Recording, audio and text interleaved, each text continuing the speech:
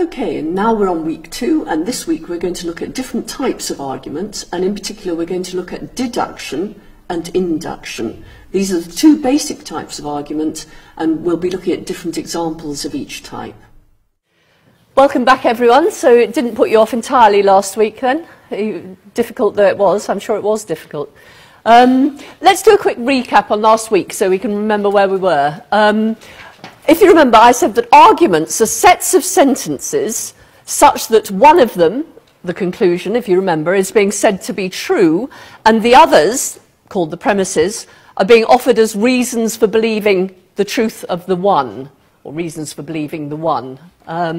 Okay, so that's what an argument is. And I said it was important to distinguish arguments from two things. Firstly, sets of sentences that aren't arguments. And if you remember, there are two sorts of sets of sentences that are not arguments. Can anyone remember what they are? No, an assertion isn't an argument. An assertion is the second thing from which you should distinguish arguments. So I said that there are two sets. I think you misunderstood my question slightly, whoever it was then. So there are two things from which you distinguish arguments, but the first one is sets of sentences. And I said that there are two types of sets of sentence that you need to distinguish from an argument. Can anyone remember what those two types of sets of sentences were? Sorry? No, no. No, okay, maybe that's not a fair question. Okay, the first one is sets of sentences that aren't related at all. Do you remember I talked about Sears, Salt and Melbourne's in Australia? Well, until you add therefore and a bit of context, that's not an argument, is it? It's just two unrelated sentences.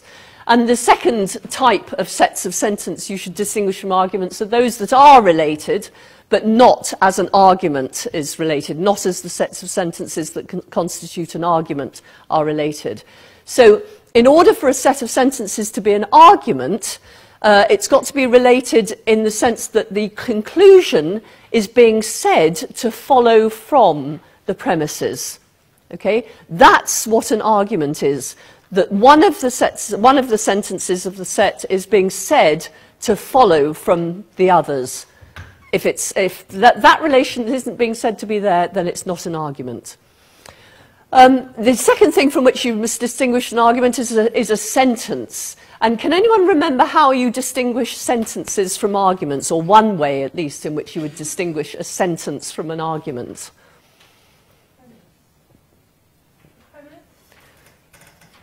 What do you mean by premise there?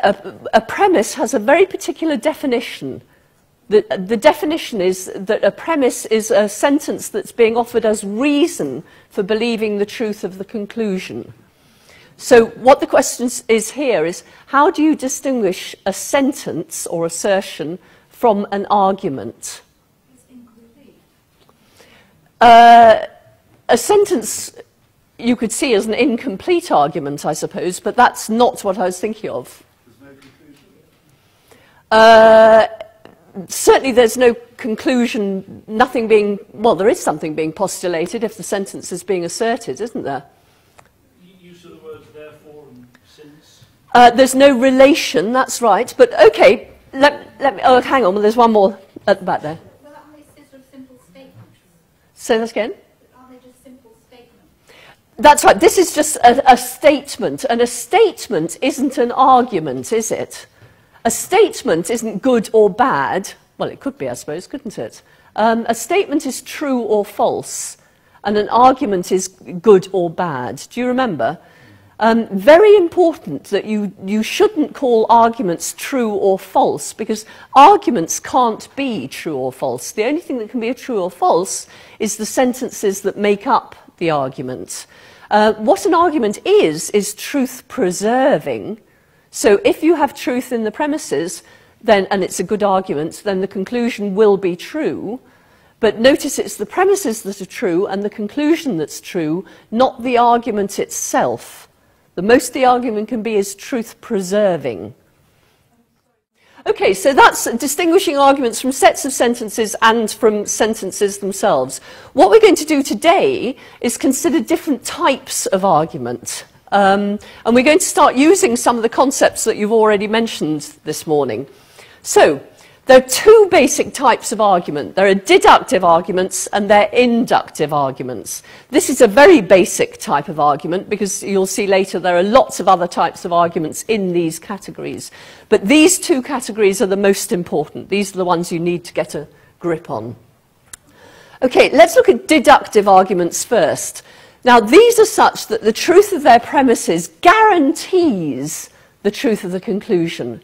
So, if the premises are true, then the conclusion must be true. Because if it's a good deductive argument, it's truth guaranteeing. So here's a deductive argument. You'll be familiar with this one. We used it last week. It's Friday. Marianne always wears jeans on a Friday. Therefore, Marianne is wearing jeans. Notice that the conclusion of this argument is true. But neither of the premises are. So that should give you an idea that the argument is a good one, the conclusion is true, but actually neither of the premises are true.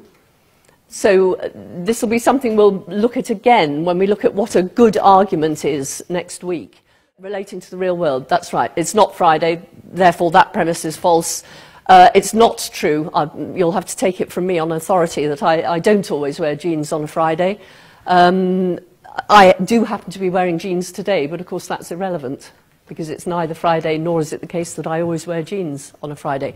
But what's important about this argument is that it's deductive. It's truth guaranteeing, at least conditionally, upon the truth of the premises. Can you think of any situation, I really try and use your ingenuity here, let's see if we can get, in which that would be true. Okay, it isn't true, we know that, but we're assuming for the sake of argument that it is true. So imagine a situation where that's true, and that's true for some reason. I always wear jeans on a Friday. Could that be false? Can anyone think... You might have lost them in the intervening week. Lost well... jeans. That would be the exception to the rule. Well, wouldn't that make that not true? Well, because that sentence implies Marion always wants to wear jeans on a Friday. No, it doesn't. I may hate wearing jeans. That may be nothing to do with it. I may wear jeans as a penance on a Friday because I once did something really ghastly and said to myself, right, okay, from now on I'm always going to wear jeans on a Friday.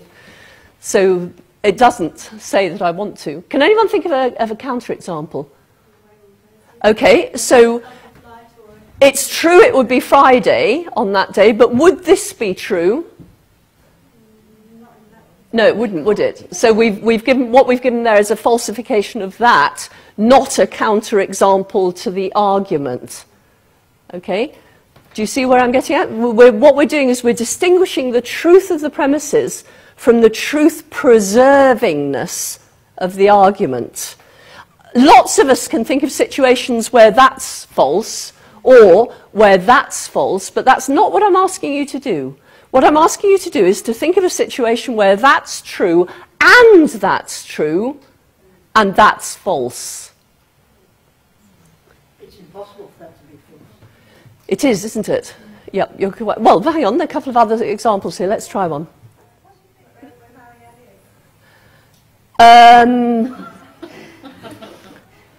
So I'm on the moon or something like that. Very ingenious. I think what we're talking about is a situation where all these are these two are true together.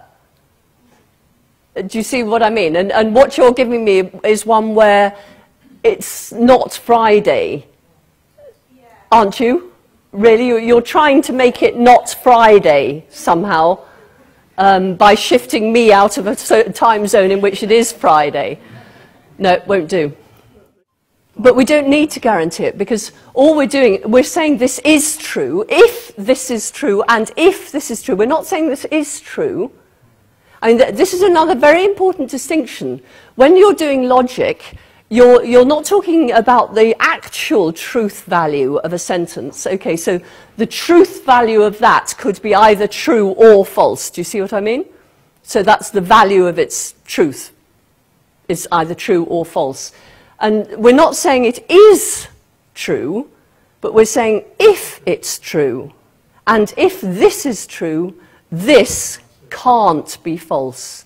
And as you rightly said, actually, if these two are true, it's impossible for this to be false. It really is, isn't it? Well, if we're looking at an argument, we're asking ourselves two questions. The questions are, does the conclusion follow from the premises? And in asking that, what we're asking is, if the premises were true, would the conclusion be true? If the premises are true, would the conclusion be true? And if we look at these two premises and we ask that question, we're not asking whether the premises are true, we're saying if they're true, would the conclusion be true? And the answer is yes. Can everyone see that? This is a deductively valid argument. It's truth-preserving, and therefore it's very, very useful, because we know that if the premises are true, the conclusion must be true. Now, in this particular case, this is not very useful because it's all hypothetical, but can you imagine if this was something that we didn't know but we were wanting to test, then we could say, okay, it's Friday, Marianne always wears jeans on a Friday, therefore Marianne is wearing jeans. Then if you see that I'm not wearing jeans, what do you know? One or other of these isn't true, exactly. So if you see that Marianne isn't wearing jeans, you know either that it's not Friday, that one's false, or that Marianne always wears jeans on a Friday is itself false. So you know either your hypothesis is false, or your observation is false. Well, you're quite right, or both, that's right. So if you have a valid argument, a deductively valid argument, the conclusion to which is false, you know that one of the premises must be false. And that's why truth-preservingness is useful,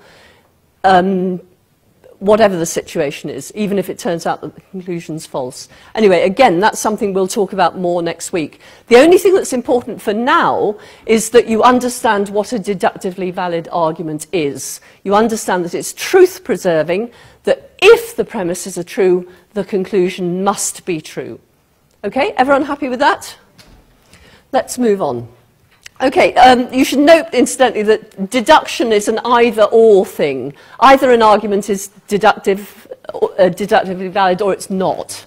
Okay, there's no in-between there. It's one or the other. A good deductive argument gives us conditional certainty. Certainty conditional upon the truth of the premises. Well done. I can feel you're getting it now. Okay, a bad one tells us nothing.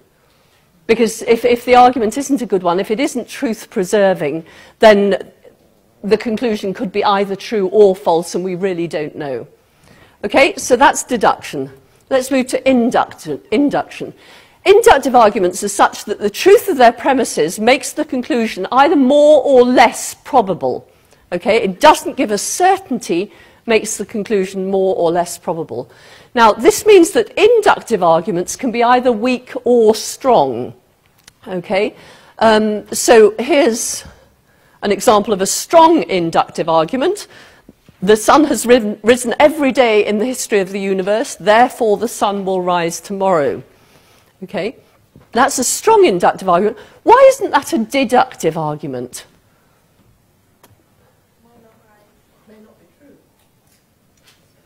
Sorry, what may not be true? Because arguments can't be true, of course, can they? This may not be true. Okay, but we're saying if this is true, then this will be true. So why is that not deductively certain? The second sentence, it's not necessarily going to happen. It's not 100% certain.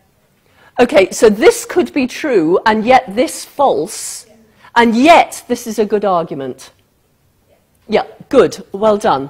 That's exactly right. The hallmark of a strong inductive argument is even though you've got a very strong argument, I mean, if the sun has risen every single day in the history of the universe so far, I have no idea how old the universe is, but It's old, right? If the sun has risen every day in the history of the universe, then it's hugely likely that the sun is going to rise tomorrow, isn't it? It's still wrong to put will, because you can't be 100% certain. And then you say, but we can't be 100% certain because who knows, the sun may explode tomorrow. Or maybe the law that ensures that the sun rises every morning actually has a bit of a dog leg in it.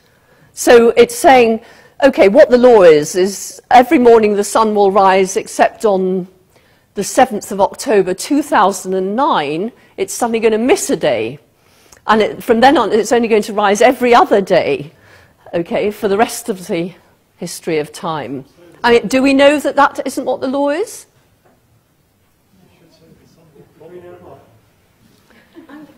Do we know that the sun, that the law that ensures that the sun has risen every morning in the history of the universe so far won't tomorrow miss a day?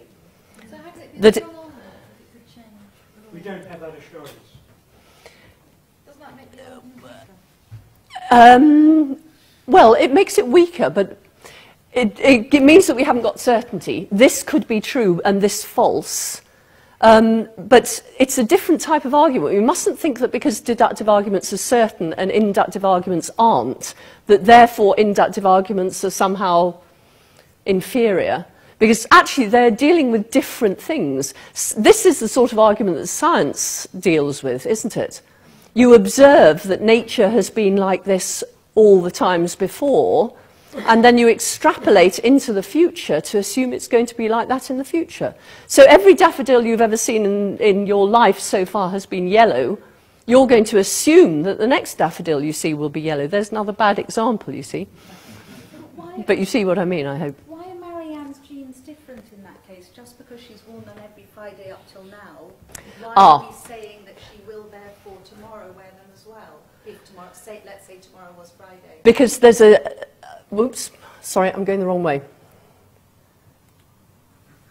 This is the argument, right? An argument is a set of sentences. There are 3 sentences in this argument. The argument claim that's being made by this sentence is that if this is true and this is true, then this will be true. This will be true, okay? And this one, the inductive argument, is saying, if this is true, this will be true. Okay? Now, in this case, we can say, but there could be a counterexample to this. The counterexample might be that the sun explodes tomorrow, or that the law of nature has had written into it from the history of time that it'll change tomorrow, of all days. We know that this doesn't give us certainty, but it gives us a jolly good reason for thinking that this is true, doesn't it? I mean, I could give you an inductive argument that goes like this. In fact, let me give you one. Every time I've seen Marianne, she's been wearing earrings. Therefore, next time I see Marianne, she'll be wearing earrings. Okay?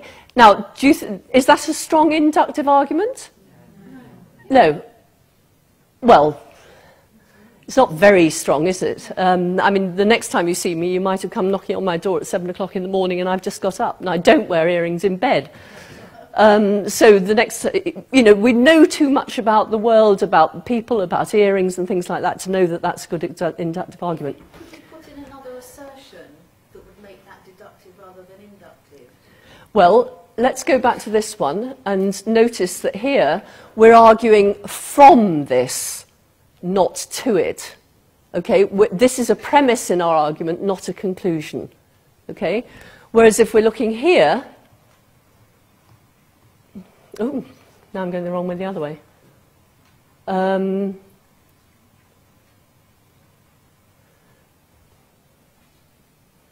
no, actually what I was just about to tell you there isn't going to work. How did we get to this? We've seen the sunrise every single day. We've seen lots of observations, and therefore we naturally extrapolate to a generalization like this. This is a different form of reasoning. This is inductive reasoning. And it's the same reasoning that causes us to say something like this. But in this case, the same reasoning isn't as strong. Here's another one. Who takes a lucky rabbit's foot into an exam? if they ever go into exam, who used to take a lucky rabbit's foot into exam. Who has a lucky red jumper or something like that? We've all had the experience of something's really nice happening to us, and we were wearing something or carrying something, and we think, you know, maybe I'll wear that again and I'll be lucky again, because we extrapolate from what's happened in the past to what's going to happen in the future. I've lost you, I can see. I'm looking at your faces and you've gone. Right. The only thing you need to remember is that a deductive argument, you've got certainty. Because if the premises are true, the conclusion must be true. In an inductive argument, you haven't got certainty, you've only got probability. Okay? This premise gives you probable reason to believe this. If this premise is true, this conclusion is probably true. Okay? But it's not certainly true. And if this premise is true, then this conclusion is not even probably true, is it? This is a very weak inductive argument. This gives you some reason for believing this, but not very much. Have a look at these. Go through. I'm going to give you a couple of minutes to do them on your own, so you really try and work this out for yourself. Decide which of those are deductive arguments and which of those are inductive arguments, and then we'll have a look at them together. So the sun is coming, well, actually, let's do them together. I think that's probably easier at this point. Let's have a look at the sun is coming out, so the rain should stop soon. Which is the conclusion of that argument? Oh, okay, well, right. Well, let's do it the canonical way, shall we, just so we've all got it. Which is the conclusion of this argument? The rain should stop soon. That's what we're claiming. And the reason we're giving for that claim is? The sun is coming out. So the premise is the sun is coming out, therefore the rain should stop soon. Now, does the truth of that premise make the truth of the conclusion certain? More or less. No. You can't have more or less certain, sorry. It's more or less probable, but not more or less certain. Okay. So is it inductive or deductive? Put up your hands if you think it's inductive. Yay! You see, I knew you got it really. Okay, good. That's an inductive argument. What about this one? Let's do it the canonical way. What's the conclusion? Right, I'm going to make you do the things that I make undergraduate, or used to make undergraduates do. Notice there's, can you make that a proper sentence? John won't be at the party. That's right. It's obvious what the sentence should be, isn't it? So, okay, the conclusion is John won't be at the party, and the premises are?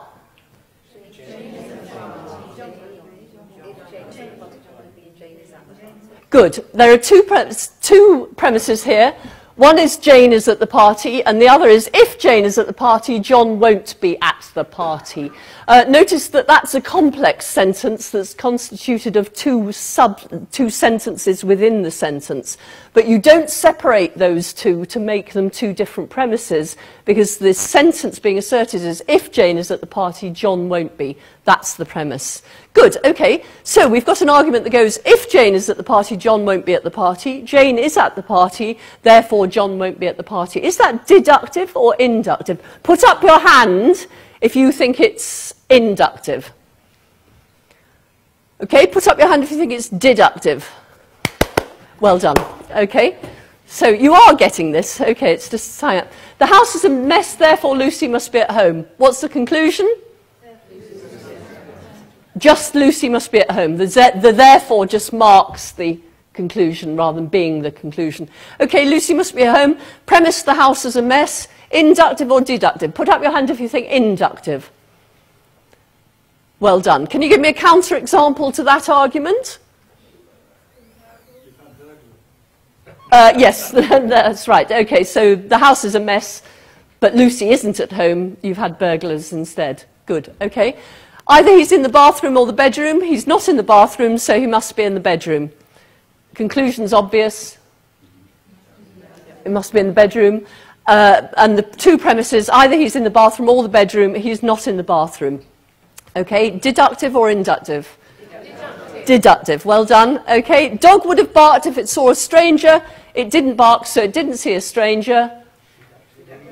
Deductive, good. No one in Paris understands me, so my French must be rotten or the Parisians are stupid. which I got this from a book. Inductive. Okay, it's difficult, that one, but it is inductive, you're quite right, because what's the conclusion? That's right, it's actually a complex conclusion, isn't it? My French must be rotten, all the Parisians are stupid, and the premise is no one in Paris understands me. So it may be the case that if that's true, these are true, but there are other reasons for nobody understanding me, aren't there, as well? Okay, good. So you have actually got it, even if we got tied up in a few knots there. No, I'm not going to say what I... Right, logicians study deduction by studying valid argument forms. Now, here it's very important to distinguish form from content. Okay, arguments are deductively valid in virtue of their forms rather than their contents. Now, that's not true of all deduction, but it's true of most deduction. So let's have a look at what I mean here. All men are mortal. Socrates is a man, therefore Socrates is mortal. Okay? All actions that produce the greatest happiness of the greatest number, I got very bored writing it out, so greatest happiness of the greatest number. All actions that produce the greatest happiness of the greatest number are right, morally right, that is. That action produced the greatest happiness of the greatest number, therefore that action was right. Okay? Can you see that the form of those two arguments is exactly the same? Can you see that? So the content of the two arguments is quite different. This is an argument about Socrates and mortality, and this is an argument about morality and the greatest happiness of the greatest number. Completely different topics, completely different content, but each of the arguments has the same form. Can anyone try and write down the form? Tell me the form of that argument, the structure of it. Do you not know what I mean? No, okay. Let's do it together. All A's are B. S is an A, therefore S is a B. Did you get that? All A's are B. So let's do an interpretation here. A equals, or let's do it properly here. X is a man. X is mortal, S is Socrates. And the form of this is all A's are B, S is an A, therefore S is a B. Are you with me? Let me do it again. Can you see on the side there? So if this is the interpretation, I've just changed the words for symbols here, and the symbols are only letters. So A of X says X is a man, X is mortal, is B, and S is Socrates. So all A's are B. S is an A, therefore S is a B.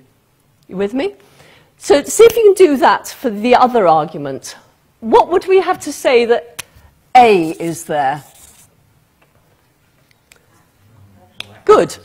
AX is A is an action. BX is difficult. Go on. Produce, no, okay. All men are mortal. All actions that produce the greatest happiness, the greatest number, are right. Okay, so actually A isn't actions, is it? It's actions that produce the, no, not right actions, actions that produce the greatest happiness, the greatest number. So all men are mortal, and all actions that produce the greatest happiness, the greatest number, are right. You with me? So all A's, all men, are B's, mortal. All A's, actions that produce the greatest happiness, the greatest number, are right. Okay, and then the next one. That action produced the greatest happiness, the greatest number. You've got Socrates here as a particular thing, just as that action is a particular thing. Okay? And you're saying that particular thing is a man, i.e. falls into this class here, and therefore he falls into the other class too. Okay, so both those arguments have the form all A's are B, S is an A, therefore S is a B. Now, the point of this is just to get you to distinguish form and content. Can you see that an argument can have different forms and yet the same content? Different contents and yet the same form. Okay, so these are two arguments of exactly the same form, different contents. What's important about this is that logic is topic neutral.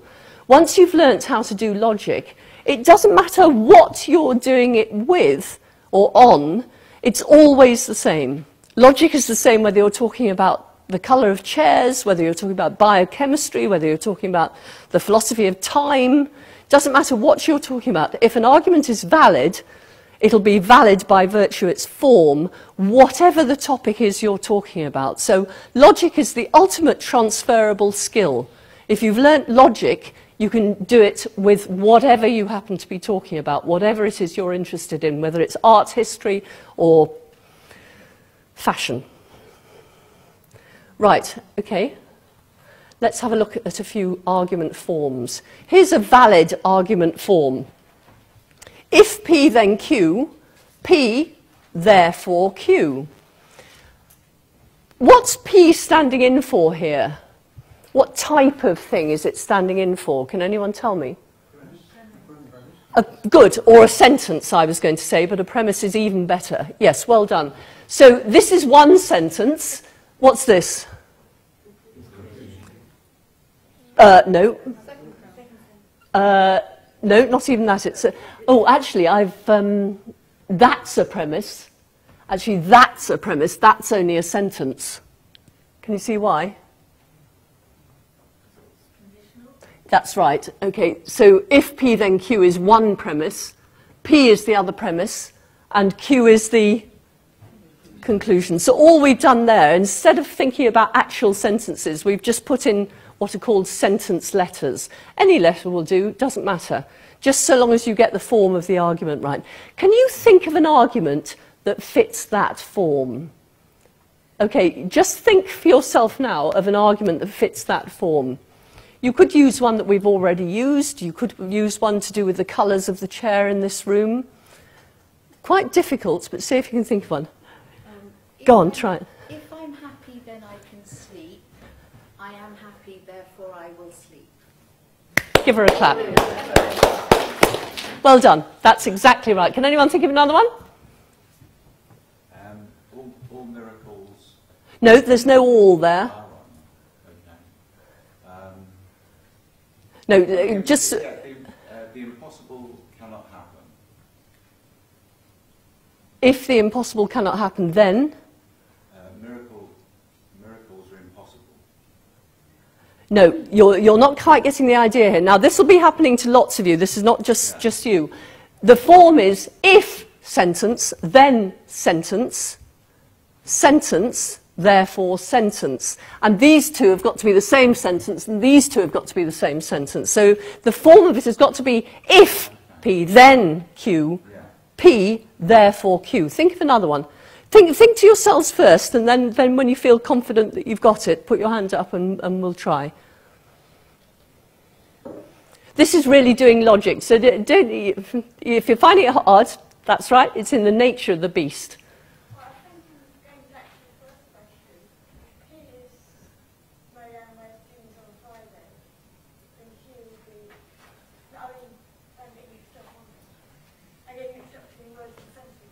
Are you? Well, sit down and think for yourself and then try again. No, you've just said... Oh, no, you didn't. No, it's... OK, go on, you say one. If blue chairs are comfortable and the chairs are blue, then these chairs are comfortable. No, that was an if P and Q, wasn't it? And we're looking for an if P then Q. These words that are left are the logical words. And it's getting the logical words right, if, then, and, or, not, that's hugely important. Have you got one? If he gets the bus, then he will be eco-friendly. He gets the bus, therefore he's eco-friendly. Good, okay. If he gets a bus, then he's eco-friendly. He does get a bus, therefore he's eco-friendly. Good, well done. Paul? if it rains, I raise an umbrella. My umbrella is up, therefore it is raining. Oh, there's something wrong with that. What was wrong with it? Now, the sentences were great. Say it again, though. If it is raining, Okay. I raise an umbrella. Okay, so P is it is raining. Yeah. Okay, and Q is I raise an umbrella. P, my umbrella is up. Now, was P my umbrella is up? What was P? It's raining. So what do you need there instead? It is raining. Therefore, do you see, what you were doing there is you were committing the fallacy of affirming the consequent. Very common fallacy. We'll do fallacies next week, I think. But do you see, it has to be, you have to have the letters in the right order. Because what you gave me initially wasn't a valid argument, but a valid argument could easily be made from it, just by transposing those. Do you have another one? I do. I hope this is right. If it's sunny, then I'll take my dog for a walk. It's sunny, so I'm taking my dog for a walk. Therefore, I'll take my dog for a walk. Exactly. So P is, it is sunny. Q is, I'm taking my dog for a walk. And the argument is, if it's sunny, then I'm taking my dog for a walk. It is sunny. Therefore, I'm taking my dog for a walk. Okay? Now, that has to be valid, doesn't it? If those premises are true, that conclusion has to be true, because any argument of this form must be a good argument, is deductively valid. Anyone else want to try another one? If the postman strikes, then we will have no letters. Postman striking, therefore we have no letters. Good, okay. If the postmen are striking, then we will have no letters. The postmen are striking, therefore we'll have no letters. So P is, the postman is striking. No, not if, because the if, okay, the postman is striking, and Q is, we will have no letters. So if the postman is striking, then we'll have no letters. The postmen are striking, therefore we'll have no letters. Good. Okay, one more, and then we'll move on. If he's breathing, he's alive. This is looking good. He's breathing, therefore he's alive. That's right. If he's breathing, then he's alive. He is breathing, therefore he's alive. Okay? Yeah, good. Okay, it's dead easy, isn't it, once you get the idea of it? And here's the... sorry, say that again? Like the third parrot? Oh, the dead parrot. Yes, I'm sure we could make one there. Here we are. If there are no chance factors in chess, then chess is a game of skill. There are no chance factors in chess, therefore chess is a game of skill. What's P here? No chance factors in chess. Good. What's Q? Chess is a game of skill. Good. Well done. Here's another argument. Okay, that was modus ponens, by the way. So you know how to do modus ponens. Here's modus tollens, the mode of denial. If P, then Q, not Q, therefore not P. Okay, if P, then Q, not Q, therefore not P. So this is saying, in effect, that P is sufficient for Q.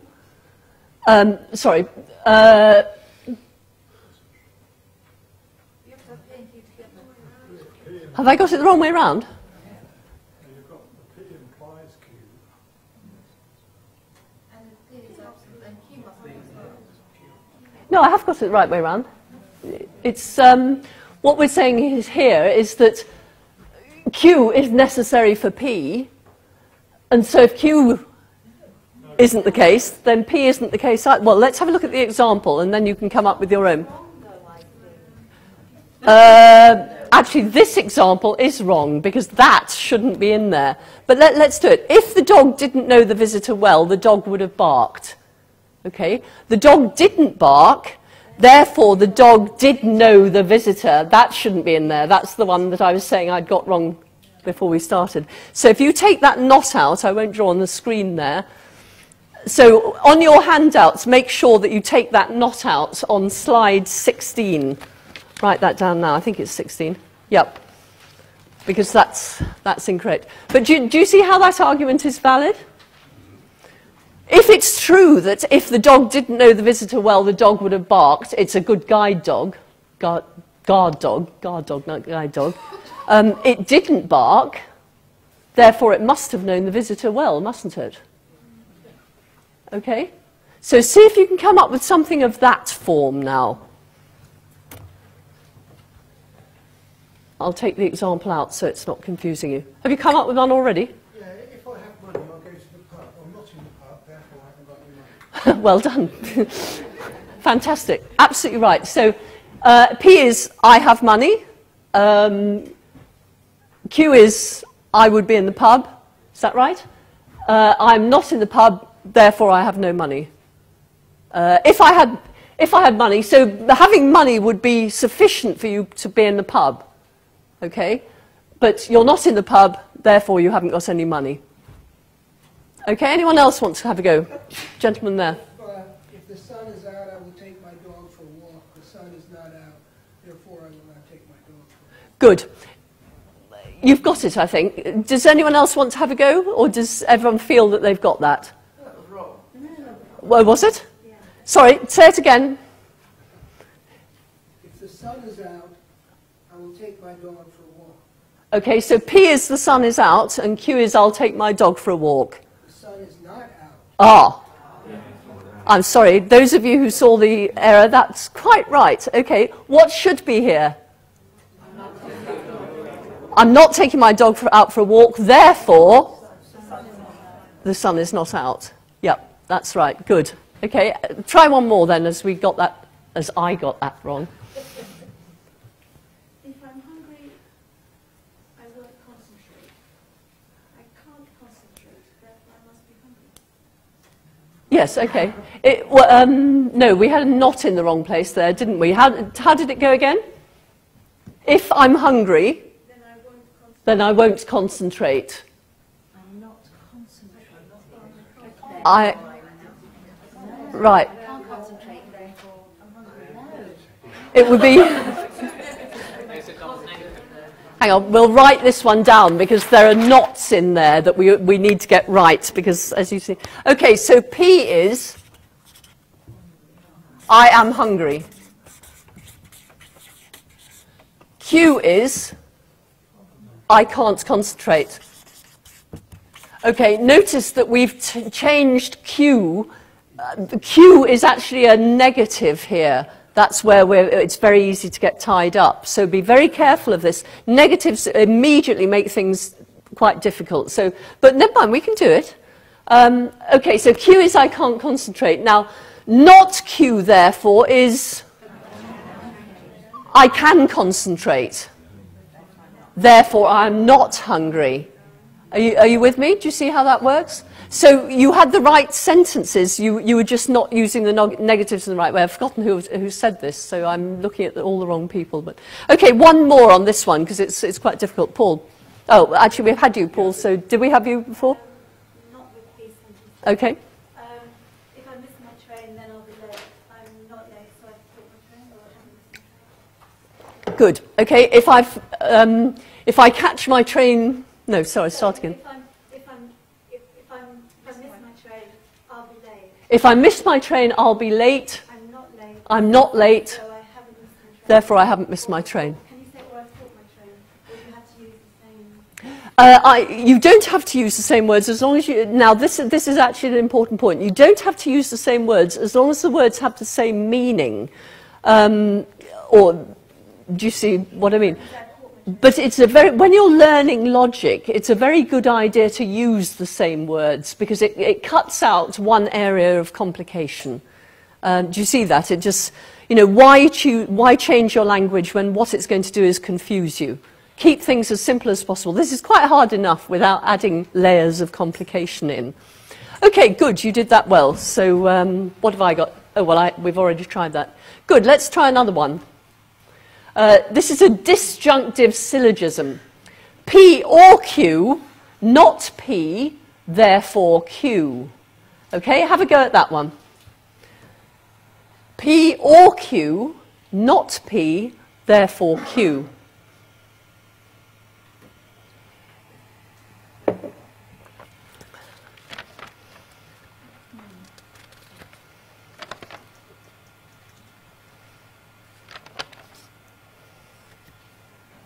Okay. Oh, good. Look at you. Hands going up immediately now. Well, it's either raining or sunny. It's not raining, therefore it's sunny. Brilliant. Okay, it's either raining or it's sunny. It's not raining, therefore it's sunny. Good. Well done. One at the back there. Well, something similar. It's either hot or cold. It's not hot, therefore it is cold. Good. Well done. Anyone else? So I'm either walking or driving. I'm not walking, therefore I'm driving. Good. Okay, I think you've got it one. Happy or sad, not happy, therefore sad. Good. Well done. Okay, you've got. Notice that works if you've got an exclusive or, because or is actually an ambiguous word in English. It can mean either or it can mean not both. And if this was either, this has got to be either or, hasn't it? Because if it were not both, you couldn't get the conclusion, could you? So that's where English can lead us astray a little bit, because English is itself ambiguous. Okay, here's my example. Either, this is actually a Bertrand Russell example, either we hope for progress through improving morals, or we hope for progress from improving intelligence. We can't hope for progress through improving morals, therefore we must hope for progress through improving intelligence. What this should tell you, incidentally, we've been looking at very simple ones, but actually these forms can be very complicated. One of the things I'm going to ask you to do this week while you're at home is when you read your newspaper, you listen to your television or argue with your friends in the pub or whatever you happen to do, I want you to try and identify arguments that come up. Whenever you hear the words if, then, and, or, not, if and only if, all these logical words, all, is, lovely logical words, just you've got to be sensitized to them this week, because I want you to hear you. Every time you hear an if-then, I want you identifying the form of the argument in which you find it. Of course, it might not be in an argument, might it? Might be just a freestanding assertion. But have a look, see if there is an argument there. I'm just getting a bit lost there, Marion. The second paragraph, is that an Second sentence. Is that an assertion? Yes. Making an assertion? Each of the premises is an asserted sentence, a sentence that's being asserted, isn't he? So Russell is saying, you know, it's true that either we hope for progress this way or we hope for it this way. Okay, there's no other option. We can't hope for it this way, he's asserting, therefore we must hope for it that way. Okay? It's incorrect, isn't it? What's incorrect? That statement, because he assumes that intelligence has a higher... Hang on, what's false here? It's the concept. So, is it the first premise? Let's start to use the language now. Is it the first premise that's false or the second? Improving intelligence. Well, improving intelligence isn't a sentence. And it appears here and here, so what? That's the false premise. So, is that the false premise or that one? Improving intelligence can improve morals because it's progress. Right. I think I'm going to put this on one side because A, we're not really looking at the truth of the premises, and B, you've got to take the premises as they are here. This is what's being asserted. So we're not saying this is true or that this is true. What we're saying is if this is true and this is true, then this must be true. Okay? These conditionals are very important. Where does presupposition and biases come in when we identify an argument? Presupposition of what? And biases. We'll get onto that later on. So what I want to get us now, just sensitizing us now to deduction and induction and to the form of an argument. That's what we need to get today. Okay, let's move on. Here's another one, Leibniz law. A is F, A equals B, therefore B is F. I'll give you my example of that because it's quite a difficult one. Jane is tall, Jane is the bank manager, therefore the bank manager is tall. If these are true, is that true? Has to be, doesn't it? Can't be anything else. Go on, think of a couple of examples of that one. Go for it. Dogs bark. No, No, don't think it's going to work. I don't think it is either. Why is that not going to work? Let's see, why is this not going to work? It's too generic. Well, dogs bark doesn't have the form A is F. A is F is the chair is blue, Marianne is tall, the board duster is lost, etc. Not dog. You could say the dog is barking, but dogs bark is saying of one class of things that they fit another class of things, and that's not the form of that sentence, is it? I don't know, but could you say, chair is blue, Mm-hmm. this chair is comfortable, therefore this chair... Go on. Not quite, no. What we've got here, this is a very interesting ambiguity here. Is a very slippery word in English. You can have the is of predication and the is of identity. And your attempted argument there, and don't worry about this at all, this is a perfectly reasonable mistake to make, you equivocated between these two ises. So you said this chair is blue, is that right? And then you said this chair is comfortable. Okay. Now this, well actually those are both ises of predication, aren't they? Whereas what we're looking for here is an is of identity, isn't it? A is B is the very same thing as B. So here we've got a predication, haven't we? A is F. A has a certain property. And here we have, and this thing A is the same thing as this thing B. Therefore, B is F. Okay, do you see how that has to be true? It's a law of logic, this one, isn't it? This is Leibniz law. It is a law of logic. If A is F, if Marianne is tall, oh, I'm just giving you the same example, so let me give it to you. If Jane is tall, and Jane is the bank manager, here's an is of predication, so we're predicating tallness of Jane, aren't we? Are you with me? And here we've got the is of identity, haven't we? Jane is the bank manager. Okay? If that's true and that's true, that has to be true, doesn't it? Because the bank manager is Jane, isn't she? Yes, that's what we're doing. We're looking at examples of deductively valid arguments. Arguments that are valid by virtue of their form. Okay, good. One last one, I think. Here's a syllogism. Now, this should be easy. All F's are G. A is an F, therefore A is a G. All Fords are cars. Okay. A is a Ford, therefore A is a car. Yep, well done. That'll do. Anyone else want to give one more example and we'll move on? Good. I see where you're getting to. Yeah, the grammar got a bit mixed up, but yes, okay. So all my clothes are wet. That pair of jeans is one of my clothes, sort of. Therefore it is wet. I see where you're coming from. Okay? You've got one. That's all my miracles again. Okay, go on. All miracles are impossible. All miracles are impossible. Resurrection is a miracle. Resurrection is a miracle. Therefore the resurrection is impossible. Therefore, okay, it works, doesn't it? Well done. We knew we'd get there somewhere. Incidentally, let me just give you a logical problem with that, just because I think you might enjoy it. You said the resurrection is a miracle, therefore the resurrection is impossible. There's something very logically fishy about true negative existential sentences, isn't there? If we say Pegasus doesn't exist, aren't we picking out something by the word Pegasus in order to say of it that it doesn't exist? In which case, how can a negative existential be true? See what I mean?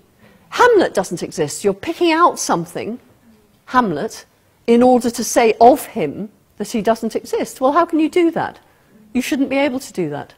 I'll just leave you with a little conundrum, because that's philosophical logic, and we're not doing that here. We're doing symbolic logic here. So now you know of two different types of logic. Okay, there's the canonical example for that one. all men are mortal, da-da-da-da. Now, I said that some arguments are deductively valid, but not in virtue of their form.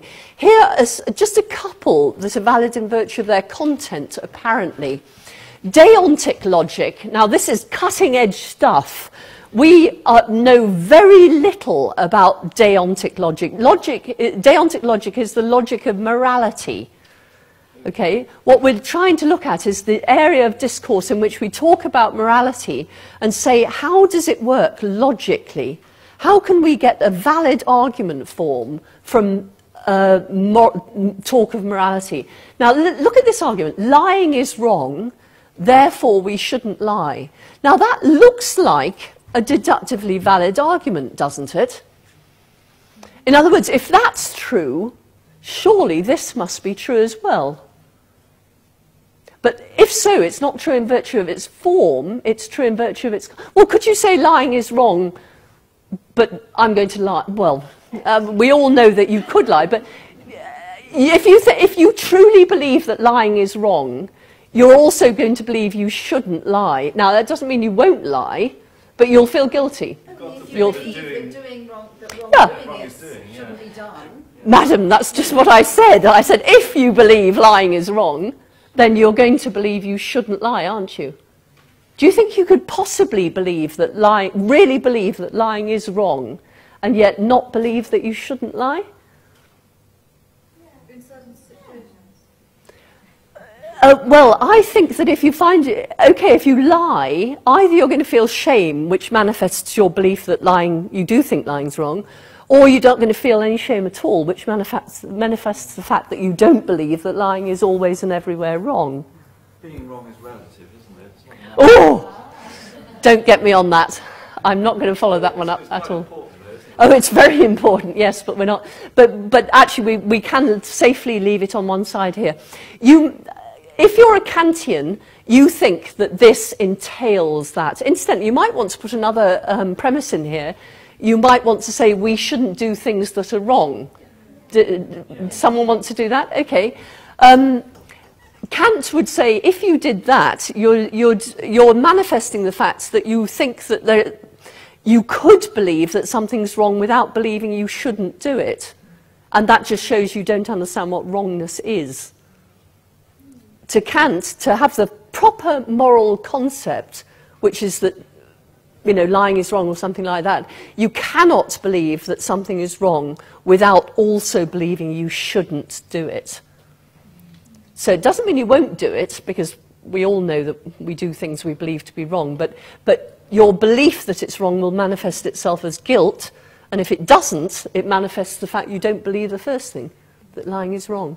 So anyway, we're not going to get into morality. I just wanted to say there is a type of logic called deontic logic, and it looks at that sort of inference. And notice that we can't give you a form for that. That's the very meaning of the word wrong. There's something very special about the meaning of the word wrong, logically. Here's another one, modal logic.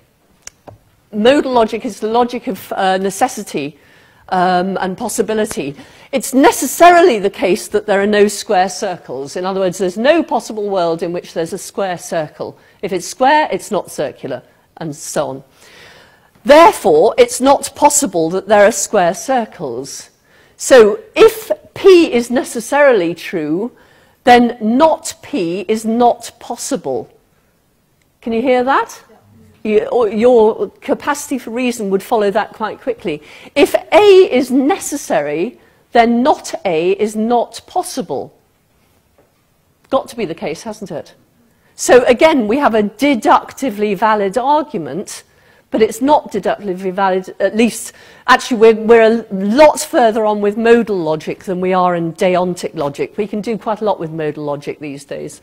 And here's a bit of temporal logic for you. It's raining today, therefore tomorrow it will have been raining yesterday. Is that true? Yes. Okay, if that's true, then that must be true, mustn't it? Yeah, couldn't not. And that's because of the temporal logic, the way the logic of time works. Okay, let's move on. Getting a bit short of time here. We'll move on to inductive arguments. Now, inductive arguments, remember, what's the hallmark of an inductive argument? Is if the premises are true, the conclusion might be true, probably is true. That's right. Okay. So the premises give us reason for believing the conclusion, but not, in this case, certainty. They don't give us conclusive reason for believing the conclusion.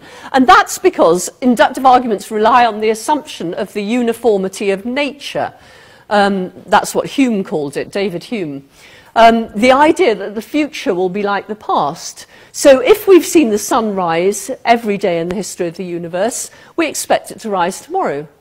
If every time we've come here for Marianne's lecture on Monday at 2 o'clock, and Marianne's been lecturing at 2 o'clock, we'll carry on doing that. And if we come on the 7th week, we'll be disappointed, sadly. Okay, but it was quite a good reason for believing that Marianne would be lecturing on Monday at 2, that she has been lecturing at 2 every Monday for the last 6 weeks, but it's not conclusive, and so on. So we are, one of the biggest problems of philosophy, in fact, is how do we justify, can we justify this assumption? The assumption that the future is going to be like the past. Why should we think that the future has been like the past? Can anyone give me a reason? Because it always has. Exactly. Because it has always been the case that the future has been like the past in the past. So that's a circular. Yes, exactly. Every time you try and justify the belief that the future is going to be like the past, you'll find yourself arguing in a circle. The only reason we think that that works is because it always has worked in the past, therefore we assume it will work that way in the future. But human beings just cannot not argue like that. It's very interesting. I was playing with my cat the other day, and I noticed that it doesn't go in for inductive reasoning. If you do that with a cat, if you do it with a human being, the human being will keep going and expect you to keep going, but the cat doesn't. If you stop it, it stops. You don't catch it just slightly. It was interesting. Anyway, that's what inductive arguments rely on. Okay, tell me why this one. Tell me what it is we're assuming. Actually, this is a silly question. In fact, I don't like this question. I'm going to skip it. You can see why the assumption here is that because the sun has always done this, it'll always continue doing that in the future. And the assumption here is that because, in your experience, Marianne's always done this, in the future, Marianne will always do this. But our background knowledge comes in to say whether you think it's a strong argument or a weak argument. And I think you'll see that, given what we know about physics, about astronomy, about the laws of nature, etc., that is a strong argument. Given what we know about people and what they wear, that's a weak argument. But both of them rely on the assumption of the principle of the uniformity of nature. And there are subcategories within the category of inductive arguments. Here's one, an argument from an analogy. A is like B, A is F, therefore B is F. Okay, A is like B. And notice these smaller lowercase letters stand in for particular things, whereas letters like this stand in for either properties or sometimes sentences. But I tend to use PQR for sentences and A for... oh, actually, that should be smaller case. Now I've started explaining it. That should be smaller case. Ah, scrub that. Okay, A is like B, A is F, therefore B is F. You see how that works? And here's an example. The universe is like a pocket watch. A pocket watch has a designer, therefore the universe has a designer. You'll be familiar with that Pascal's... no, it's not Pascal's. What is it? Paley, thank you. So the universe is like a pocket watch. A is the universe. B is a pocket watch. A is F. I've got this the wrong way round, haven't I? Here's your homework. Take that argument and put it into proper canonical, logical form. Come back and tell me where I've got that wrong, because I've got several quite interesting little errors in there. Some of them are just in the logic that I'm using, and some of them are, I've just transposed various things. It should be easy for you to see where I've gone wrong. Do it. And come and, if you want to come and check that with me next week, I'm very happy to have a look at it. Okay, do you want to come up with your own argument from analogy? Got time for one or two, perhaps.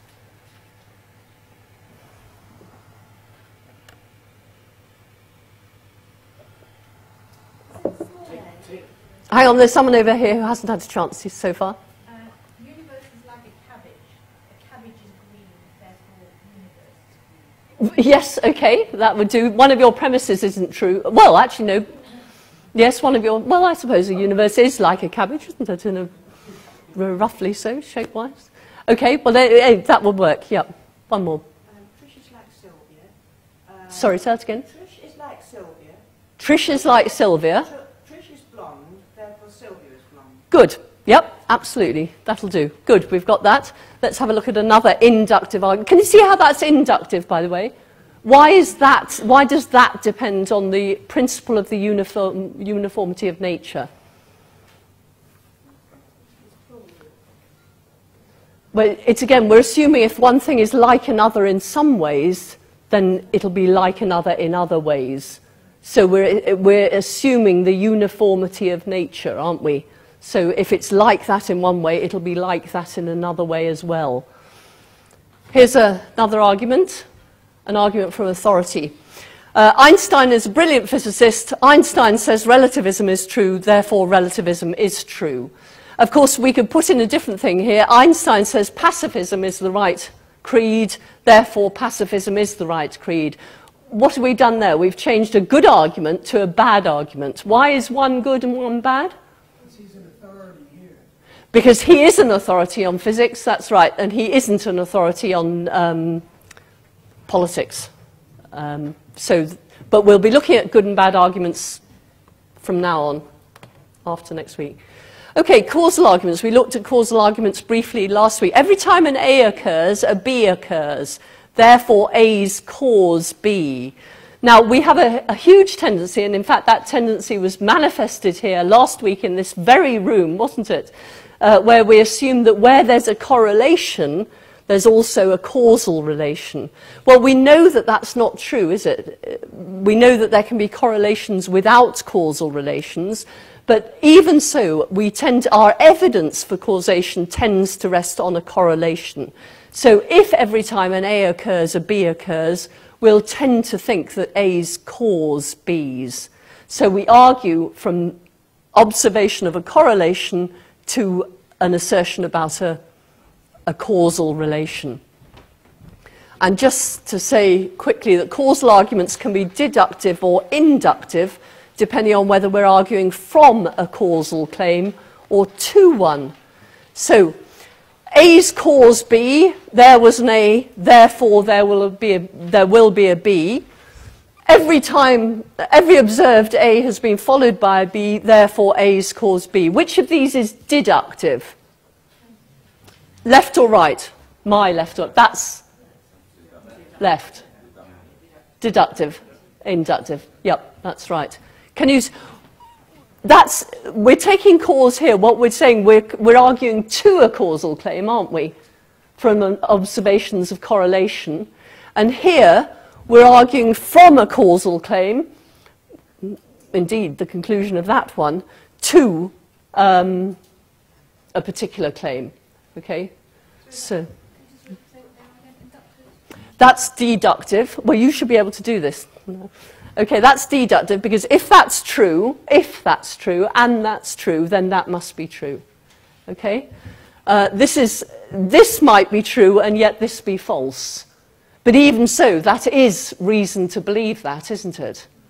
Okay? It's just not conclusive reason. Whereas these are conclusive reason to believe that. Right. Your task for the week ahead. See if you can find in your newspaper, magazine, or a book, or wherever, I've said 4, but that's entirely arbitrary. Just see if you can find some arguments that fit the patterns that we've been looking at today. And you might also notice in your own behaviour, as you're talking to people, you'll find yourself, and I'm hoping to sensitise you to these logical words so that they can't go past without your thinking, ooh. So when you find yourself saying if, then, that's a particularly good one, if, then, or therefore, or since, or things like that. Catch yourself and try and work out what your argument was. Now, some of your arguments are going to be far too complicated to work out like that. At the moment, stick to simple ones. See if you can find yourself offering a simple argument. I said if you don't clean your room, then this would happen. You did not clean your room, therefore, you know, this sort of thing is what you're trying to find out for. And have a look and see if you can fit them into the forms that we've given here. Okay, and next week we're going to look at actually identifying arguments and setting them out logic book style. We've been doing that today, but we're going to do that with some rather more complicated arguments next week. We're going to look at arguments that you might make in the pub or in a newspaper or something like that. We'll look at a few magazine leaders and things like that. Sorry, newspaper leaders. That's it.